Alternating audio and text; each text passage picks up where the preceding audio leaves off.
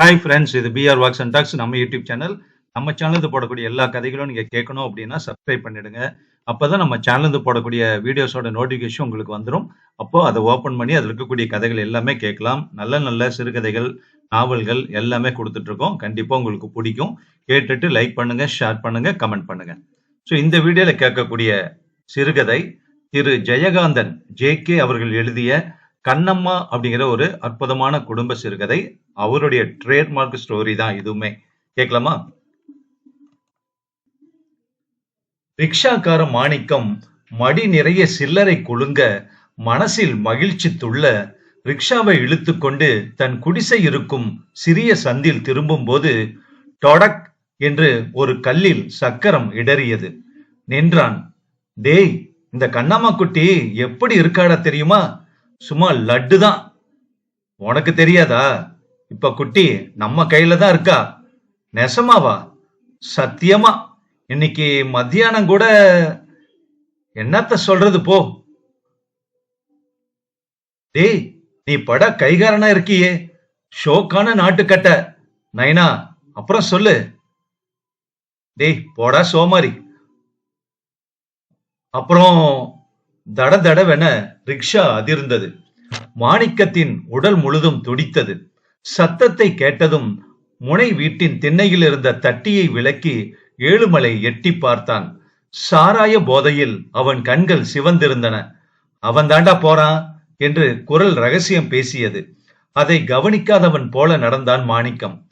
ஏ பாஞ்சாலி பொண்ணு, ஆளுக்கு இன்னும் 2 போடு என்று உரத்த குரலில் குளறிய ஏழுமலையின் குரல் மாணிக்கத்தின் பிடரியில் அறைவது போல ஒலித்தது. ரிக்ஷா அவன் குடிசையின் முன் நின்றது. அத்தியாயம் 2. மாணிக்கம் நாட்டுப்புறத்தான், நல்லவன். அவனுக்கேற்ற அவன் மனைவி கண்ணம்மாள் பறைச்சேரியில் பேரழகி. மாணிக்கத்தின் மேல் கொண்டிருந்த ஆசையினால் ஊர் நாட்டாமைக்காரனுக்கு வாழ்க்கைப்பட இருந்தவள் இரவோடு இரவாக மாணிக்கத்துடன் ஊரை விட்டு ஓடி வந்து விட்டாள். 6 மாசத்துக்கு முந்திதான் அது.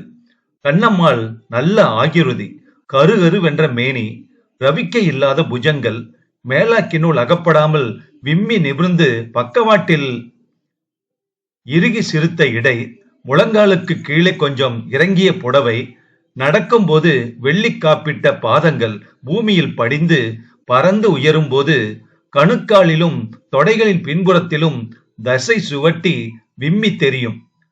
சுருண்டு திரண்ட பிருஷ்ட பாகத்தில் தசை திரட்சி திமிரி நின்று ஏறி ஏறி இறங்கும்.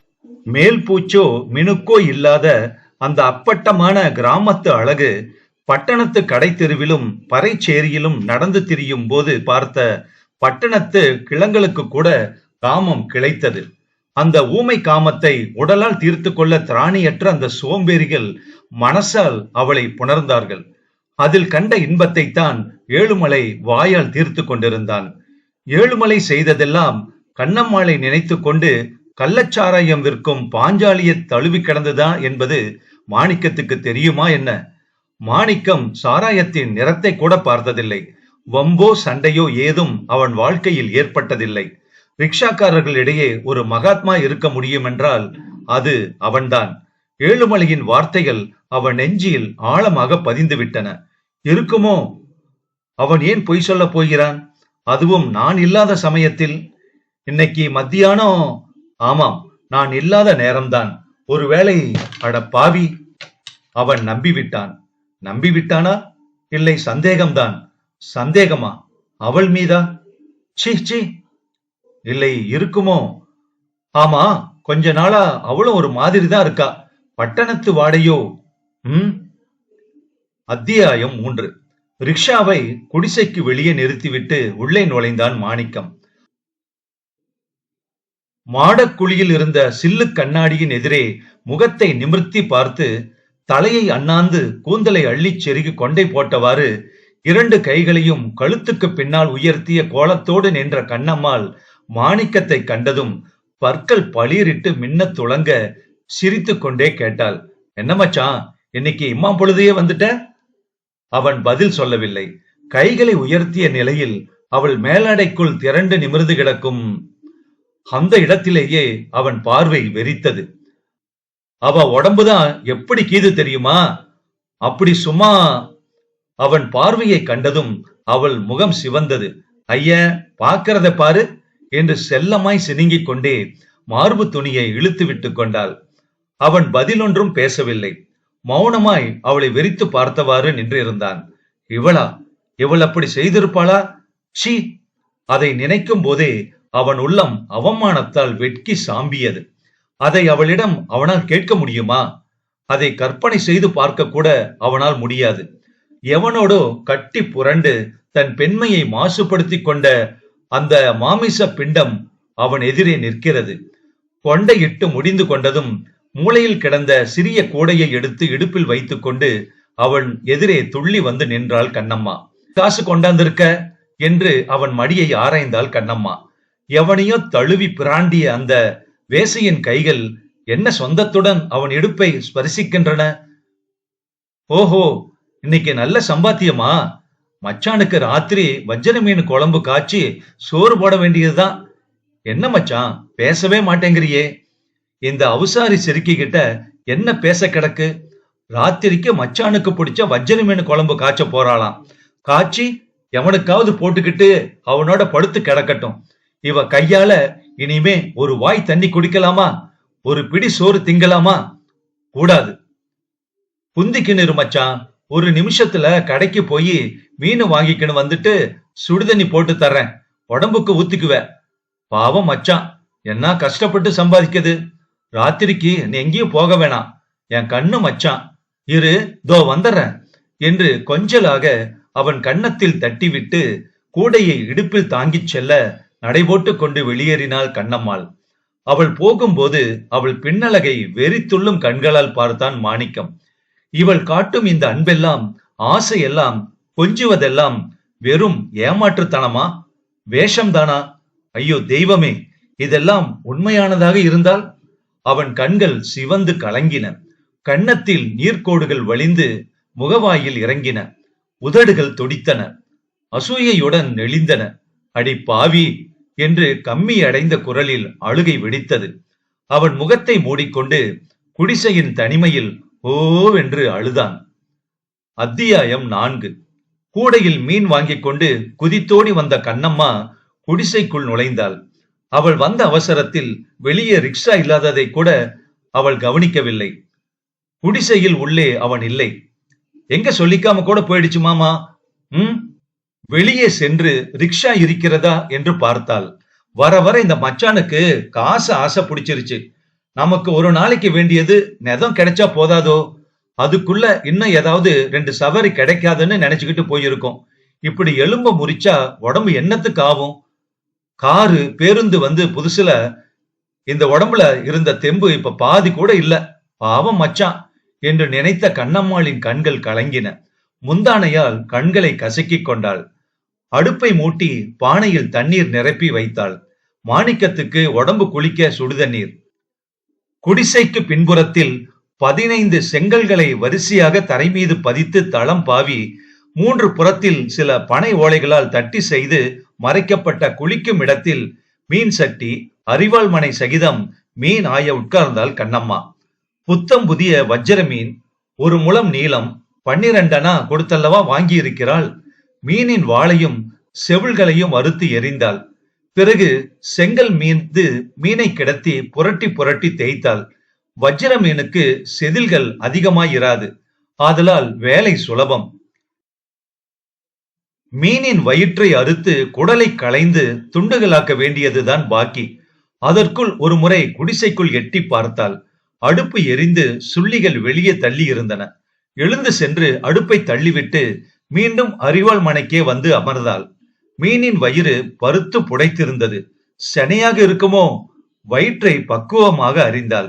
கொடி கொடியாய் 1.5 அங்குலத்துக்கு சினை முட்டைகள் இருந்தன. அடிசக்க மாமம் பாடு, இன்னைக்கு வேட்டதான் என்று அதை கழுவி எடுத்து சட்டியில் போட்டாள். அவள் மீனின் சினையை சாப்பிடுவதில்லை. அது அவளுக்கு பிடிக்காது என்பது மட்டுமல்ல, சினை தின்றால் பிள்ளை பிறக்காது என்று அவள் அம்மா அடிக்கடி சொல்லுவாளாம். ஒரு வாராக மீன் ஆய்ந்து முடித்து கொண்டு குடிசைக்குள் சென்று வெந்நீர் கொதிக்கும் பானையை எடுத்து கிளை அடுப்பில் வைத்துவிட்டு அடுப்பில் உலை வைத்தாள். இன்னைக்கு மச்சான் நல்லா சாப்பிடும். வாங்கி வந்த அரைப்படி அரிசியையும் எடுத்து போட்டு களைந்தாள். மீந்தா நாளைக்கு பழைய சோறா ஆயிட்டு போகுது. மச்சானுக்கு தான் மீன் குழம்புக்கு பழஞ்சோறுனா ரொம்ப பிடிக்குமே. ஆம், அவளது ஒவ்வொரு செயலும் மச்சானுக்குத்தான். அவள் நினைவில் அவன் எப்பொழுதும் இருந்தான். அத்தியாயம் 5. இரவு மணி 10. சோறு பொங்கி குழம்பு காய்ச்சி வைத்துவிட்டு மாணிக்கத்தின் வருகைக்காக குடிசை வாயிலில் பசியுடன் உட்கார்ந்து காத்து கொண்டிருந்தாள் கண்ணம்மா. கிளை அடுப்பில் இருந்த வெந்நீர் பானையில் தண்ணீர் சூடேறி கொதித்து கொதி படங்கி ஆவியற்று சூடற்று பச்சை தண்ணீராய் ஆகிவிட்டது. பானை நிறைய பொங்கி வைத்த சோறு அப்படியே கிடக்கிறது. காய்ச்சி வைத்த வஜ்ரமீன் குழம்பு குடிசைக்குள் மனம் பரப்புகிறது. ஆனால் மாணிக்கத்தை தான் காணவே காணோம். குடிசையை கடந்து ஏழுமலை போனான். அண்ணே, மச்சான பாத்தியா? யாரு? கண்ணம்மாளா? என்ன கேட்ட என்று பல்லை இழித்து கொண்டு அவள் அருகே வந்தான் ஏழுமலை. மச்சான பாத்தியா அண்ணே? இன்னும் காணமேன்னு கேட்டேன். சாயங்காலம் பார்த்தனே. சாயங்காலம் போனவர் தான், இன்னும் காணலியே. மணி 11 ஆகுது. ஏழுமலை பல்லை இழித்து கொண்டே நின்றான். சரி, நீ போனே, ஏதாவது தூரத்து சவாரி கிடைச்சிருக்கும், இப்ப வந்துருவாரு. ஏழுமலை பல்லை காட்டியவாறு நான் வரட்டுமா என்று குளற விடைபெற்று கொண்டான். அவள் பார்வை தெரு முனையில் நிலைத்தது. நிழல்கள் அசையும் போதெல்லாம் அவன் வந்துவிட்டான் என்று தோன்றும். பறைச்சேரியிலும் ஜனசந்தடி அடங்கிவிட்டது. எங்கோ ஒரு மணிக்கூண்டு டான் என்று ஒற்றை மணி அடித்தது. 11:30 இல்லை 12:30 ஒன்னோ. அவள் நெற்றியில் ஜில்லென ஒரு பொட்டு நீர்த்துளி விழுந்தது. அண்ணாந்து பார்த்தாள். வானத்தில் ஒரு பொட்டு இடைவெளி கூட இல்லை. ஒரு நட்சத்திரம் கூட தெரியவில்லை. சில் என்ற காற்று படலம் அவளை கடந்து வேகமாக பரவி சென்றது. மழை வரும் போல இருக்கே, அதுக்குள்ள மச்சான் வந்துடுமோ? பக்கத்து ரோட்டில் பாம் பாம் என்று காரின் ஹாரன் சத்தம் கேட்டது. ஒருவேளை கார்ல கீரல ஐயோ என பதறியபடி அதற்கு மேல் அவளுக்கு இருப்பு கொள்ளவில்லை. எங்கே? குடிசை கதவை இழுத்து சாத்தி கொண்டு எழுந்து நடந்தாள் வெளியே. அத்தியாயம் 6. சுழன்றடித்த மழை காற்றில் நனைந்து கொண்டு நள்ளிரவில் தெரு தெருவாய் ஒவ்வொரு ரிக்ஷா ஸ்டாண்டிலும் அவனை தேடிவிட்டு எங்கும் காணாமல் குடிசையில் வந்து வீழ்ந்தாள் கண்ணம்மா. அப்பொழுது மாதா கோயில் மணி 3 அடித்தது. பசி, குளிர், களைப்பு, அப்படியே தூங்கிவிட்டாள் கண்ணம்மா. பொழுது விடிந்து வெகு நேரமாகி வெயில் ஏறியும் கூட அவள் விழிக்கவில்லை. கண்ணும் முகமும் சிவந்திருந்தன. உடல் குளிரால் வெடவெடத்தது. தேகம் கனன்று தகித்தது. அவள் அன்று முழுதும் எழுந்திருக்கவே இல்லை. சட்டியில் இருந்த குழம்பும் பானையில் இருந்த சோறும் சாப்பிட ஆளின்றி அப்படியே கிடந்தன. மாலை நேரம். மடியில் காசு கணக்க ரிக்ஷாவை பிடித்துக் கொண்டு மாணிக்கம் வந்து கொண்டிருந்தான். அவன் மனம் தன் ஆசை மனைவி அப்படி நடந்திருக்க மாட்டாள் என்று சமாதானம் அடைந்து விட்டதா? அவனது சந்தேகம்தான் செத்து ஒளிந்து விட்டதா? அதெல்லாம் ஒன்றுமில்லை. என்ன இருந்தாலும் கண்ணம்மா அவனை நம்பி தனது சகலத்தையும் துறந்து வந்தவள். அவனுக்கு எவ்வளவுதான் பெரிய துரோகம் செய்துவிட்ட போதிலும் அவன் குடிசையில் அவனுக்கு மனைவி என்ற பேரில் அவள் இருக்கும் வரை அவள் பட்டினி கிடக்க அவன் சம்மதிக்க மாட்டான். அவளுக்கு சாப்பாட்டுக்கு பணம் கொடுக்க வேண்டாமா? அது அவன் கடமை அல்லவா? அதற்குத்தான் அவன் வந்து கொண்டிருந்தான். வரும் வழியில் பாஞ்சாலி வீட்டருகே சந்து முனையில் இருந்த கல்லில் ரிக்ஷாவின் சக்கரங்களில் ஒன்று டொடக் என்று மோதி நின்றது. அவனும் நின்றான். நெற்றியின் மீது கருமை படர்ந்து கண்கள் இரண்டும் இடுங்கி அவனது முகம் விகாரமாய் சுருங்கி நெளிந்தது. முகவாயை ஏற்காலின் மீது அழுத்திக் கொண்டு அவன் குடிசை இருக்கும் இடத்தை வெறித்து பார்த்தான். ஏற்காலின் மீது முகவாயை அழுத்தி உரசினான். நெற்றியை தேய்த்து கொண்டான். நெஞ்சில் விரக்தியின் கசப்பு குமட்டியது. நீண்ட பெருமூச்சு. அவன் கண்கள் கலங்கின. தண்ணி போட்டா என்ன? ஆம், மனசின் அரிப்பை போதை தீர்க்கும். மாணிக்கத்தின் கையில் இருந்த ரிக்ஷாவின் ஏற்கால் பிடி நழுவி பட்டென கீழே சரிந்தது. அவன் தளர்ந்து நடந்து பாஞ்சாலியின் கூரை வீட்டு படிகளின் மீது ஏறினான். வீட்டின் உள்வாசல் படியில் நின்று கொண்டிருந்த பாஞ்சாலி அவன் தன் வீட்டுக்குள் நுழைவதைக் கண்டு வியந்தாள். ஆனால் வியப்பை வெளிக்காட்டிக் கொள்ளாமல் அவனை முகம் மலர்ந்து வரவேற்று திண்ணையில் தட்டியின் மறைவில் இருந்த பெஞ்சின் மீது அமரச் சொன்னாள் பாஞ்சாலி. கொண்டு வரட்டா, சாப்பிடுறியா என்று மாமூல் படி கேட்டாள். அவள் முகத்தை பார்க்காமல் எங்கோ வெறித்த பார்வையுடன் கொண்டா என்று முகவாயை சொரிந்து கொண்டான் மாணிக்கம். மிலிட்டரிக்காரனிடம் இருக்குமே கம்பளி உரையிட்ட தண்ணீர் குப்பி, அதையும் அத்துடன் ஒரு கண்ணாடி டம்ளரையும் எடுத்துக்கொண்டு வந்த பாஞ்சாலியை ஏறிட்டு பார்த்தான் மாணிக்கம். பாஞ்சாலி அழகிதான் என்றாலும் தேய்ந்த நாணயம். அவள் அவனை பார்த்து சிரித்தாள். ஆனால் அவனால் சிரிக்க முடியவில்லை. பார்வை மட்டும் அவள் நெஞ்சில் நிலைத்தது. ஊத்தவா? சாராய குப்பியின் கார்க்கை திறந்ததும் அந்த இடம் முழுதும் லேசான நெடி பரவியது. பழக்கப்பட்ட குடிகாரன் அந்த நெடியை ரசித்து அனுபவிக்க முடியும். ஆனால் மாணிக்கம் முகம் சுளித்தான். அவள் கண்ணாடி டம்ளரில் உதடு நிறைய சாராயத்தை ஊற்றினாள். தெளிந்த ஊற்று நீர் போல கண்ணாடி டம்ளரில் இருந்த சாராயத்தை எடுத்து முகத்துக்கு நேரே பிடித்த மாணிக்கத்தின் தொண்டை குமட்டியது. வாயருகே கொண்டு போனான். மீண்டும் குமட்டியது. ஐய, என்ன இது? இளநீர் மாதிரி இருக்கு. நல்ல வேளம் பட்ட, இப்படி கொமட்டிக்கிறியே என்று மோவாயில் கை வைத்தாள் பாஞ்சாலி. அவன் புருவங்களை உயர்த்தி அவளை பார்த்தான். அவள் சிரித்தாள். அவனுக்கும் சிரிப்பு வந்தது. வெதுவெதுப்பான சாராயம் உதட்டில் பட்டபோது மேல் உதடு பொசுங்கியது போல் இருந்தது. கண்களை மூடிக்கொண்டு நெற்றி சுருக்கங்கள் புடைக்க மடமடவென்று குடித்து விட்டான். குடித்த சாராயம் தொண்டை குழிக்கு கீழே இறங்கிய சாராயம் திரும்பி மேலேறியது. ஆஹா, இந்தா இத துண்ணு என்று ஒரு கடலை உருண்டையை அவனிடம் கொடுத்தாள் பாஞ்சாலி. அவன் அதில் பாதியை கடித்து மென்றான். சுவாச குழாய் முழுதும் திகுதிகுவென எரிந்தது. தோ இரு, 2 பழம் வாங்கிக்கிட்டு வரேன் என்று பக்கத்தில் உள்ள வெற்றிலைப்பாக்கு கடைக்கு சென்றாள் பாஞ்சாலி. ஐயோ, நெஞ்செல்லாம் எரியுதே, குடல் வெந்து போகுமோ? வேகட்டும், வெந்து கரியட்டும். குடல் கரிஞ்சி செத்தாதான் என்ன, சாகர வரைக்கும் குடிக்கிறேன். தலை கனப்பது போல இருந்தது மாணிக்கத்துக்கு. 2 பூவன் பழங்களை வாங்கி கொண்டு வந்து கொடுத்தாள் பாஞ்சாலி. அதில் ஒன்றை உரித்து அவனிடம் நீட்டினாள். எரிகின்ற நெஞ்சு குழலுக்குள் கனிந்த பழம் இறங்குவது இதமாக இருந்தது. இன்னும் 2 சாப்பிட்டுட்டு அந்த பழத்தையும் துண்ணுடு என்று கண்ணாடி டம்ளர் நிறைய ஊற்றினாள். மீண்டும் அந்த டம்ளர் நிறைய ஊற்றினால் 2 திராம். 2வது முறை குடிக்கும் போது அவ்வளவு அதிகமாக குமட்டவில்லை. எரிச்சல் இல்லை. கண்கள் சிவந்து விட்டன. முகம் உப்பி விட்டது. அவன் அவளை பார்த்து நன்றாக சிரித்தான். எவ்வளவு துட்டு தரணும்? துட்டுக்கண்ண அப்புறமா கூட. இல்ல, இப்பவே வாங்கிக்க. 4 திராம் ஆச்சு. 4 6 24. 1.5 ரூபா கொடு.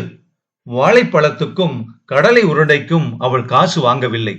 பெஞ்சின் மீது உட்கார்ந்திருந்த அவனிடம் ரூபாயை வாங்கும் போது அவள் அவன் அருகே அவனை உரசியபடி நின்றாள். அவள் மார்பு அவன் தோள் மீது உரசியது. அவன் சில்லறையை அள்ளி கை நிறைய கொடுத்தான். அவள் எண்ணி எடுத்துக்கொண்டு மீதியை திருப்பி கொடுத்தாள். வேண்டாம், நீயே வச்சுக்க. இல்ல, நமக்கு எதுக்கு, கடன் சொல்லாம சரக்குக்கு துட்டு கொடுத்தா போதும் என்று கூறிவிட்டு அவள் சிரித்தாள். அவனும் சிரித்தான். அவன் கை அவள் இடையை சுற்றி இருந்தது. போயிட்டு அப்பால வாய. சரி என்று கூறிவிட்டு எழுந்தான். கால்கள் பின்னின. நல்ல சரக்கு என்று கூறிவிட்டு சிரித்தான். என்று பாஞ்சாலி கண்களை சிமிட்டினாள். அவன் கீழே இறங்கி ரிக்ஷாவின் ஏறுகாலை பற்றி கொண்டு தள்ளாடியபடியே தன் குடிசையை நோக்கி நடந்தான். இப்பொழுது அவன் முகம் சிரிப்பின்றி வெளிரி போய் விகாரமாய் இருந்தது. மனசின் ஒரு பக்கத்தில் இது சரியா, நீ இப்படி நடக்கலாமா என்று குரல் ஒலித்துக் கொண்டேதான் இருந்தது. அந்த குரலை கேட்க விரும்பாதவன் போன்று குடிச்சா என்னவா என்று குளறியவாறு முகத்துக்கு எதிரே கையை வீசி காற்றை விளக்குவது போல துளாவினான். பாஞ்சாலி அப்படி நடந்துகிட்டாளே, அதனால் என்னவா? இவன் மட்டும், இவளுக்கு அவ என்ன கெட்டு போட்டா? எல்லாம் ஒண்ணுதான். ரிக்ஷா குடிசையின் அருகே நின்றது. உள்ளே இருந்து ஜொர வேகத்தில் கண்ணம்மாள் முனகிக் கொண்டிருந்தாள். மாணிக்கம் உள்ளே நுழைந்ததும் மலங்க மலங்க விழித்து உட்கார்ந்தாள் கண்ணம்மா. அவள் விழிகள் குழி விழுந்து சிவந்து கிடந்தன. மச்சான் என்ற குரல் தொண்டையை அடைத்தது. என்னை விட்டுவிட்டு எங்க போயிட்ட? உனக்காக ஆக்கி வச்ச சோறும் குழம்பும் அப்படியே கிடக்கு. ராத்திரி சாப்பிட்டியா? ராத்திரி பூரா உன்னை தேடி மலையில அலைஞ்ச. வா, சோறு போடுறேன் என்று அந்த நிலையிலும் தள்ளாடி கொண்டே எழுந்தாள் கண்ணம்மா. அடேய் அப்பா, வேஷத்தை பாரு, யார தேடி எவன் கூட அலைஞ்சாலோ, இவ சோறு போடுறாளாம், அத நான் திங்கணுமா? எனக்கு ஒண்ணு வேணாம். அவன் குரல் கரகரத்தது. மச்சான், நான் என்ன தப்பு செஞ்சேன்? ஏன் என்கிட்ட பேச மாட்டேங்கிற? பேசு மச்சான், என் மேல என்ன கோபம்? உன்னை நம்பி வந்த என்கிட்ட நீ இப்படி கோபமா இருந்தா நான் எங்க போறது? என்ன ஆகுறது? சொல்லு மச்சான், சொல்லு மச்சான், சொல்லு என்று அழுது கொண்டே அவனை கட்டிப்பிடிக்க தட்டு தடுமாறி அவனிடம் சென்றாள். அவன் விலகி நின்றான். மச்சான், ஏன் என் மேல என்ன கோபம்? நான் ஒரு தப்பும் செய்யலையே. நான் என்ன தப்பு செஞ்சேன்? சொல்லிட்டு என்ன கொன்னு போட்டுடு. சொல்லு மச்சான், சொல்லு என்று கத்தினாள். அவன் சிரித்தான். நான் வேற சொல்லணுமோ? உனக்கே தெரியும். சரி சரி, இந்தா சோத்துக்கு வச்சுக்க என்று ஒரு 8 அணா நாணயத்தை அவள் மீது எறிந்துவிட்டு வெளியே செல்ல முயன்றான். உன்னை விடமாட்டேன் மச்சான். நான் ஒரு தப்பும் பண்ணாம நீ என் மேல கோச்சுக்கிட்டு போறியே. கேட்டா உனக்கு தெரியும்னு சொல்ற? மாரியம்மா சாட்சியா என் மனசார நான் ஒரு தப்பும் செய்யலையே மச்சான். அவள் வாயை பொத்திக் கொண்டு குமுறி குமுறி அழுதாள். ஒருவேளை நீயும் என்ன மாதிரி அப்ப குடிச்சிருந்திருப்ப என்று கூறிவிட்டு சிரித்தான். அவன் வார்த்தைகள் குளறின. அட பாவி மச்சான், குடிச்சு புட்டு என்ன கொடுமைப்படுத்தவா எங்க அம்மா அப்பாவை விட்டுவிட்டு உங்கூட நான் வந்தேன்? பாவி சண்டாளா என்று கதறினாள். நீ மட்டும்தானா? நானும் தான் எங்க அம்மா அப்பாவை விட்டுவிட்டு உங்கூட வந்தேன் என்று கூறி தள்ளாடினான் மாணிக்கம். அட கொள்ளையில போறவனே, என் வயிறு பத்தி எரியுதுரா, குடிச்சு புட்டா வந்து நிக்கிற என்று அலறியவாறு அவன் அருகே சென்றாள். குப் என்று சாராய வடை வீசியது. ஐயோ மச்சான், நீ எப்படி மச்சான் இந்த மாதிரி கெட்டு போன? நீ தங்கமுன்னு இல்ல இருந்த, கெட்டுப்பிட்டிய மச்சான், கெட்டு போயிட்டியே. ஐயோ மச்சான் என்று தலையில் அடித்துக் கொண்டு கதறினாள் கண்ணம்மா. கெட்டு போனது நான் இல்லடி, நான் இல்ல என்று தலையை அண்ணாந்து கொண்டு சத்தம் போட்டு சிரித்தான் மாணிக்கம். என் வயிறு எரியுது, சிரிக்கிறியா என்று அவன் கன்னத்தில் ஓங்கி அறைந்தாள் கண்ணம்மா. அடிபட்டதும் அவளை பார்த்து விழிகள் பிதுங்க என மிருகம் போல உரிமினான் மாணிக்கம். ஐயோ மச்சான், தெரியாம அடிச்சு விட்ட, மன்னிச்சிரு மச்சான், என்ன மன்னிச்சிரு மச்சான் என்று அவன் கால் அடியில் விழுந்து பாதங்களை பற்றி கொண்டு தரையில் மண்டையை மோதிக்கொண்டாள். ஏய், என்ன விடு என்று உரிமையவாறு அவள் பிடியில் இருந்து திமிரிக்கொண்டு வெளியேறினான் மாணிக்கம். குத்தாரே பெத்தாரே, ஊராரே உட்டுப்பட்டு ஓடி வந்தே மா பாவி, குத்தாம வெட்டாம கொல்லாம உசுரோட பத்தி எரிச்சிரவே பாவி என்ன தள்ளி போட்டானே. தரையில் கவிழ்ந்து கிடந்து அழுது குமுறிய அந்த ஒப்பாரி குரல் பூமி தேவியின் வயிற்றை கலக்கியது. மாணிக்கம் சந்து முனையில் ரிக்ஷாவுடன் தள்ளாடுகிறான். அன்று இரவு முழுதும் அவன் ரிக்ஷா பாஞ்சாலியின் கூரை வீட்டுக்கு முன்னே கிடந்தது. கண்ணம்மாள் சோறு கண்டு 5-6 நாளாகிவிட்டது. எப்போதாவது நாக்கு வரலும் போது பச்சை தண்ணீர் குடித்தாள். ஜுரம் இன்னும் குறையவில்லை. உடல் தளர்ந்து கட்டு குலைந்து வற்றி போய்விட்டது.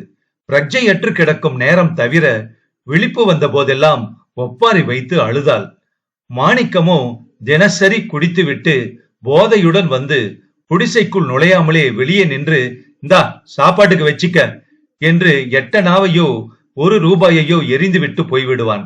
அந்த ரூபாய்கள் எல்லாம் அங்கேயே அப்படியே கிடக்கின்றன.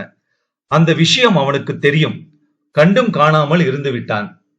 அத்தியாயம் 7. அன்று மாணிக்கத்துக்கு வருமானம் அதிகம் கிட்டவில்லை. கண்ணம்மாவுக்கு சாப்பாட்டுக்காக 8 அணாவை மட்டும் இடுப்பில் முடிந்து கொண்டு குடிசையை நோக்கி வந்து கொண்டிருந்தான். குடிசை அருகே வண்டியை நிறுத்திவிட்டு தலை நிமிர்ந்த போது குடிசையின் கதவு மூடப்பட்டிருந்தது. அதை அவன் கண்டான். வெளியே பூட்டி இல்லை. உள்ளே இருந்து பேச்சு குரல் கேட்டது. ஆண் குரல் கேட்டது. திருட்டு சிரிக்கி, வாட்டமா மாட்டிக்கிட்டியா? வா வா, இதோ வரேன் என்று மனசில் கவி கொண்டு கதவருகே ஒண்டி நின்று ஒற்று கேட்டான். உள்ளே, மச்சான் இப்போவாவது வந்தியே? கண்ணம்மா, உடம்பு ஏன் இப்படி புடிச்சு? என் உடம்பு எப்படியோ போகட்டும், நீ இப்படி கண்டபடி குடிச்சு திரிஞ்சு உடம்ப கெடுத்துக்காதே மச்சான். அன்னைக்கு நான் இந்த பாலு கையால உன்னை அடிச்சனே, இனிமே அவ மூஞ்சில முழிக்க கூடாதுன்னு தான் இத்தினி நாளு நீ வரலையா மச்சான்? அவள் குரல் ஹீனமாக முனகியது. மூச்சு வாங்கியது அவளுக்கு. வெளியில் ஒற்று கேட்டுக் கொண்டிருந்த மாணிக்கம் குடிசை கூரையில் ஒரு கீற்றை தூக்கிவிட்டு உள்ளே பார்த்தான். பயல உதச்சியே விரட்டுப்பிட்டியா? அவன் குடிச்சுப்புட்டு பாஞ்சாலி கிட்ட படுத்து கிடக்குறான். நீ என் கூட வந்துரு, நான் உன்னை ராசாத்தி மாதிரி வச்சுக்கிறேன். யாரு யாரு நீ? என்ன சொல்ற? என் மச்சான் இல்லையா நீ?